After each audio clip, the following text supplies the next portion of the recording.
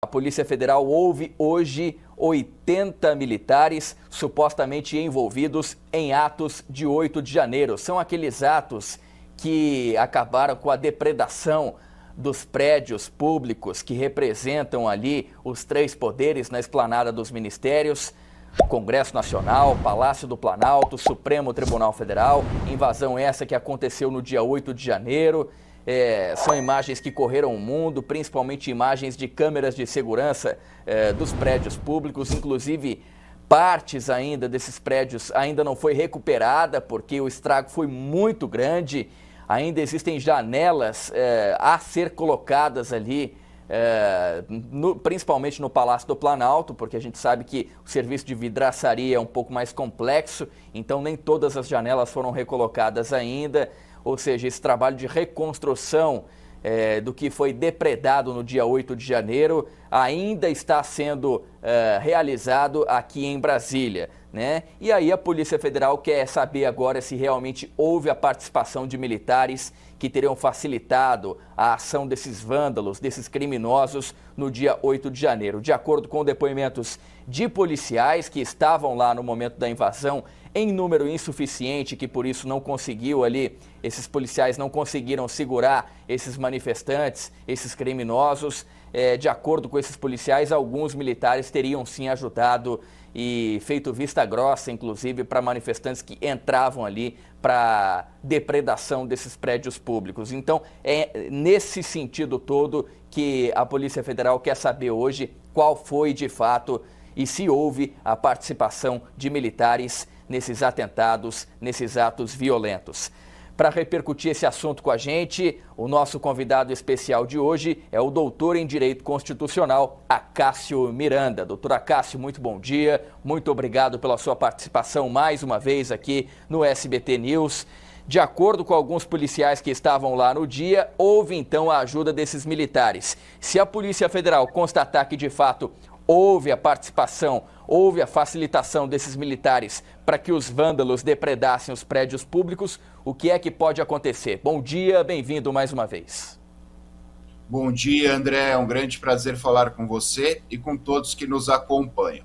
Se constatada efetivamente a omissão destes militares, eles podem ser responsabilizados por uma série de crimes, pelos crimes de dano perpetrados contra o Congresso Nacional, contra os três poderes, efetivamente, a sede dos três poderes. Eles podem ser responsabilizados pela omissão, uma vez que tinham a obrigação de evitarem estas circunstâncias e não o fizeram, e também podem, de alguma forma, serem responsabilizados por uma eventual prevaricação, porque eram funcionários públicos responsáveis e por um sentimento pessoal deixaram de agir.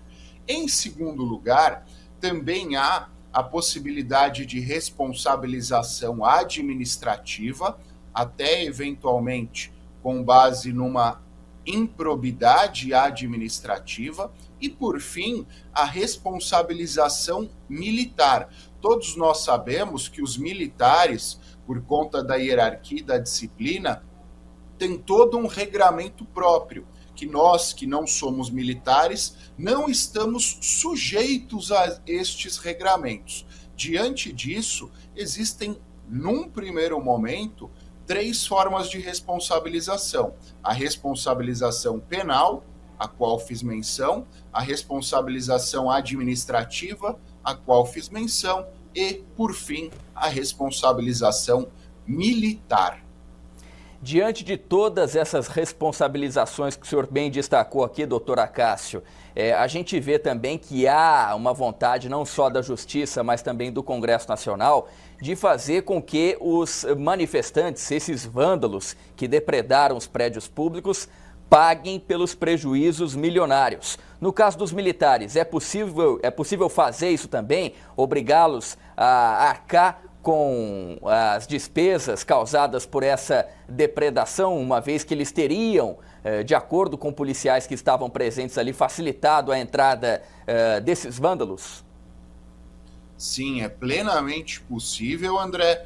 é possível que sejam propostas ações de ressarcimento, é possível, inclusive, que, numa eventual condenação por improbidade, eles sejam compelidos a pagarem determinados valores. Agora, quando nós falamos sobre esse ressarcimento dos prejuízos, não só em relação aos militares, mas em relação aos vândalos de forma geral, é difícil nós individualizarmos o prejuízo que foi causado por cada um.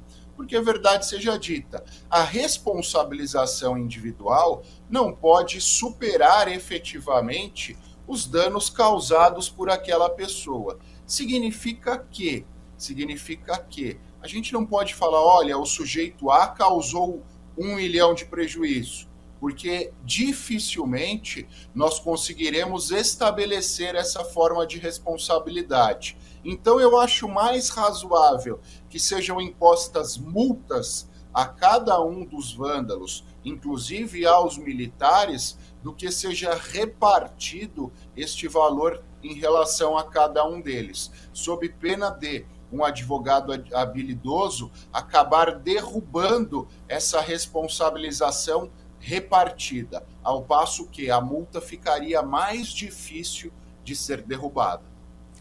Doutor Acácio, por determinação do ministro do Supremo Tribunal Federal, Alexandre de Moraes, o julgamento desses supostos militares, então, que teriam supostamente, a gente tem que tomar todo o cuidado aqui, participado dos atos de 8 de janeiro, esse julgamento deve ficar por conta do Supremo Tribunal Federal e não por conta da Justiça Militar, né?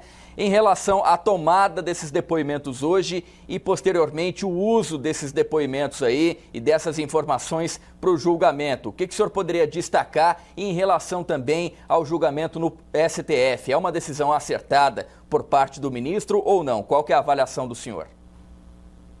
O STF, por conta de uma competência originária que nós chamamos, portanto, por conta da sua competência processual para julgar algumas pessoas ou algumas circunstâncias inerentes aos atos do dia 8 de janeiro, acabou aplicando o que nós chamamos de jus atrativa. O que é a jus atrativa? A maior jurisdição acaba absorvendo a competência processual das outras jurisdições. Então, o Supremo Tribunal Federal, dada a sua competência, atraiu a competência processual de outros órgãos, como é o caso da Justiça Militar, do STM e das justiças militares de cada uma das regiões do nosso país. Isso é perfeitamente comum e isso é perfeitamente razoável. Encontra, inclusive, fundamentação na Constituição Federal. É óbvio, o Supremo Tribunal Federal, e isso aconteceu no Mensalão, isso aconteceu em outras oportunidades e isso está acontecendo agora. O Supremo Tribunal Federal, como regra, dada a sua pequena estrutura, não tem braços para praticar todos os atos numa situação como essa. Então ele acaba contando com a participação e com a ajuda da Polícia Federal, por vezes conta com a participação e com a ajuda de outros órgãos do Poder Judiciário, para que os atos necessários ao julgamento sejam realizados. O que nós teremos hoje, a Polícia Federal ouvindo 80 militares, e aí você foi perfeito na sua ponderação, André, supostamente envolvidos nestes atos, funciona exatamente nesse sentido. Órgãos auxiliares ajudando o Supremo Tribunal Federal na realização dos atos que lhes são próprios.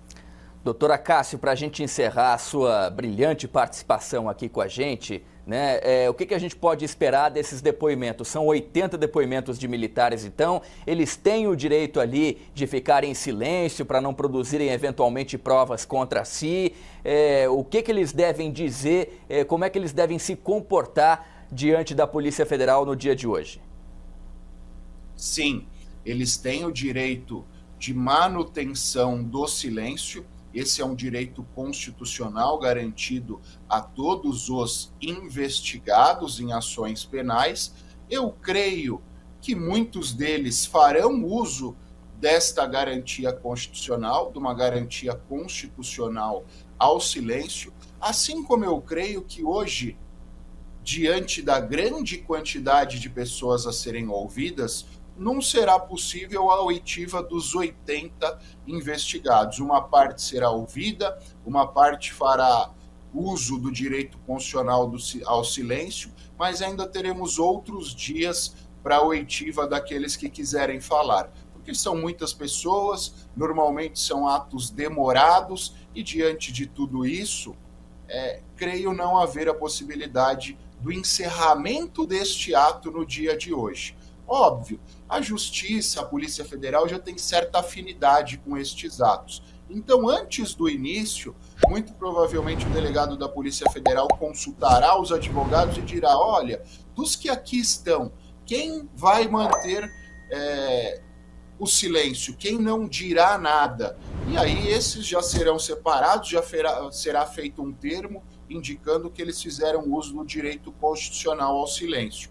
E, assinado o termo, eles já serão dispensados. Os demais, aí sim será feita uma fila e serão alguns dias para a tomada destes depoimentos. Doutor Acácio Miranda, especialista em Direito Constitucional, muito obrigado pela sua participação hoje. Bom dia, bom trabalho, volte sempre aqui. Obrigado, André, sempre um prazer, precisando à disposição. Um bom programa para você e para aqueles que nos acompanham. Um bom dia. Bom dia mais uma vez, obrigado.